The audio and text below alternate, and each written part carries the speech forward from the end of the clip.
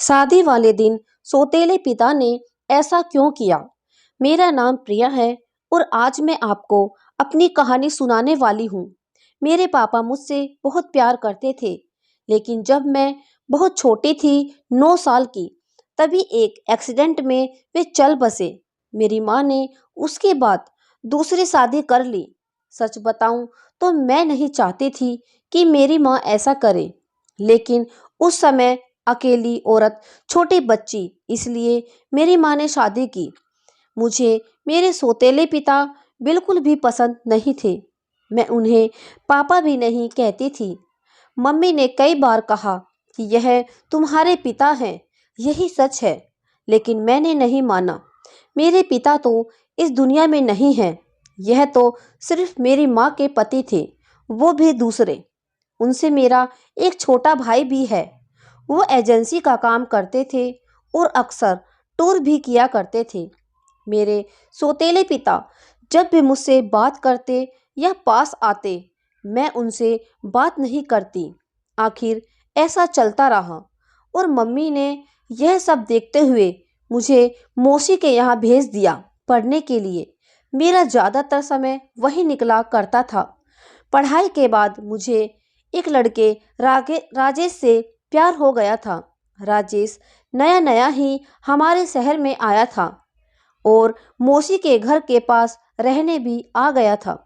करीब 6 महीने में ही मैं राजेश को प्यार करने लगी थी।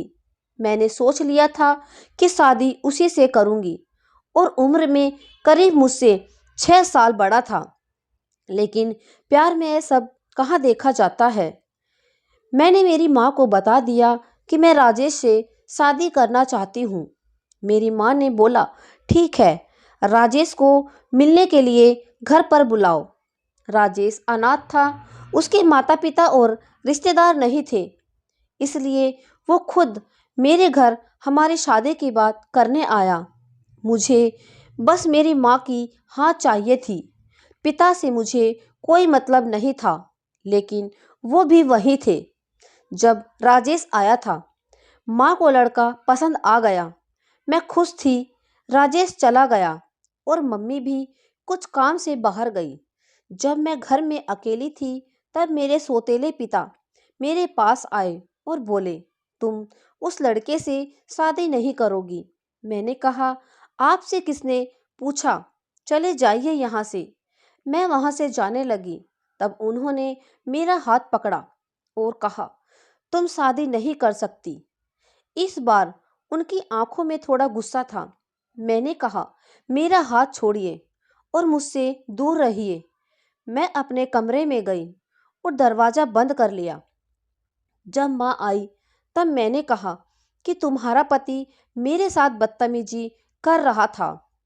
माँ ने कहा, चुप रहो, कुछ भी उनके बारे में मत बोलो, वो हमेशा तुम्हारा भला ही सोचते हैं। मेरी माँ की आंखों पर तो जैसे पट्टी बंधी थी। माँ ने फिर रात में मुझसे बोला कि यह राजेश लड़का सही है ना? अच्छे से जान पहचान निकल वाली है ना तूने?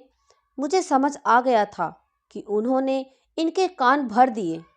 मैंने कहा कि खोट राजेश में नहीं, तुम्हारे पति में है। वो मेरी शादी नहीं होने देना चाहते।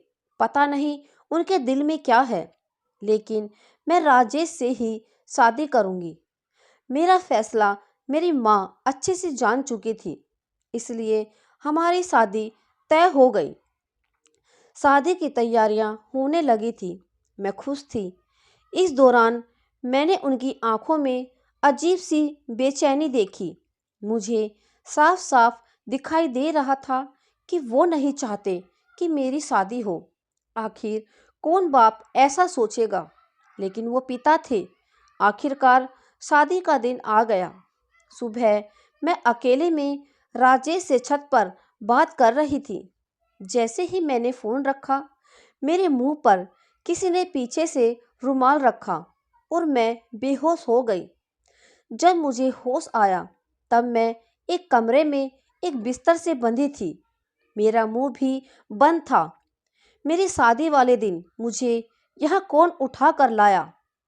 थोड़ी देर बाद कमरे का दरवाजा खुला और सामने थे मेरे सौतेले पिता, उन्होंने मेरे साथ यह क्या किया था? पर आखिर वो मुझे यहाँ क्यों उठा कर लाए? मुझे वो पसंद नहीं थे, लेकिन वो इस हद तक गिरे हैं मुझे नहीं पता था। ऐसा तो मैंने उनके बारे में नहीं सोचा था। मैं यही सब सोच रही थी कि तब वो बोले, तुम्हारी शादी उस लड़के से नहीं होने दूंगा। वो खाना लेकर आए थे। उन्होंने मेरा मुंह खोला। मैंने कहा कि क्या चाहते हो? तुम मेरी शादी से इतने परेशान क्यों हो? मुझे यहाँ बांध कर क्यों रखा है? यही है तुम्हारा असली चेहरा? मेरी आवाज तेज होते देख उन्होंने मेरा मुंह वापस बांध दिया। आज रात मेरी शादी थी और रात को मैं यहाँ इस कमरे में बंद हूँ। मेरी आंखों से लगातार आंसू निकले जा रहे थे। मैं सोच रही थी कि सारी गलती माँ की है, जो इस आदमी से शादी कर ली। रात को वो फिर मेरे कमरे में आए। इस बार कमरे में आते ही उन्होंने कहा कि आज तुम्हारी शादी थी, लेकिन मैं नहीं चाहता था कि तुम उस लड़के से शादी करो। वो लड़का झूठा है, फ्रॉड है, तुम्हें धोखा दे रहा है। वो पहले से ही शादीशुदा है। तुम मेरी बात नहीं मान रही थी, इसलिए मुझे तुम्हें यहाँ इस तरह लाना पड़ा। लेकिन तुम्हारे भले के लिए मैं कुछ भी करूँगा। मैं 2 साल पहले जब शहर के बाहर कुछ काम से गया था, तब मुझे यह लड़का होटल में एक लड़की के साथ दिखा था। मुझे इसलिए याद है क्योंकि वो लड़की मेरे जानने वाले दोस्त को जानती थी। उस समय उसने उससे बात की थी।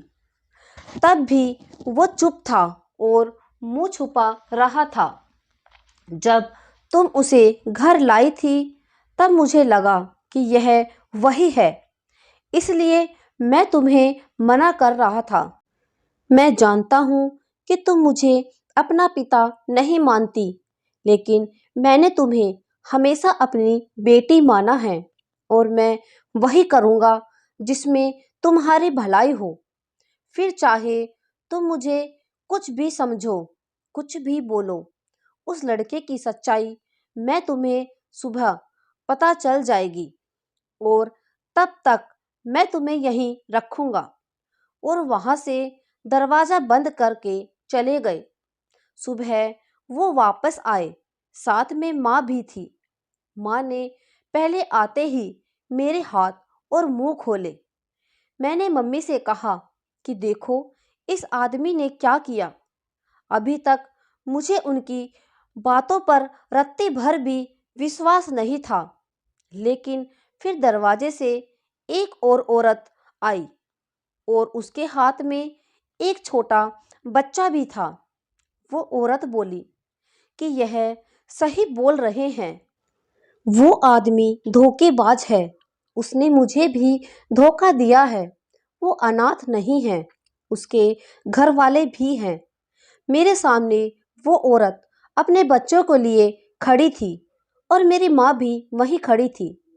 इन सब को देखकर मुझे यकीन होने लगा था। मैंने उसी समय राजेश को फोन लगाया, लेकिन उसका फोन ऑफ था। शायद उसे भी पता चल गया था कि उसकी सच्चाई सबके सामने आ गई है। उसके खिलाफ अब जो भी कार्रवाई होगी वो पुलिस करेगी। मेरे पिता उसके बाद भी मुझसे बात नहीं कर रहे थे। वो ऐसा ही कर रहे थे जैसे पहले कुछ हुआ ही नहीं हो। 5 दिन बाद ही उनका बर्थडे था। मैंने पहली बार केक बनाया और उन्हें सरप्राइज दिया। मैंने कहा, हैप्पी बर्थडे पापा। मेरा ऐसे बोलते ही उनकी आंखों में आंसू आ गए। इतने सालों में दबा के रखे थे शायद। बोले, बेटा अब मुझे जिंदगी से कोई शिकायत नहीं है। अब मुझे कुछ नहीं चाहिए। तुमने मुझे पापा कहा, बस इतना ही सुनना चाहता था। तब मुझे समझ आया कि मैं कितनी कच्ची हूँ इंसान को पहचानने में। मेरे घर में मेरे सामने मुझसे प्यार करने वाले इतने अच्छे पिता थे, उनका भी मैंने कभी सम्मान नहीं किया। और बाहर उस राजेश की झूठी बातों में आ गई। मेरे पिता ने ना सिर्फ मेरी जिंदगी बचाई, बल्कि मुझे यह भी बताया कि मैं कितनी गलत थी।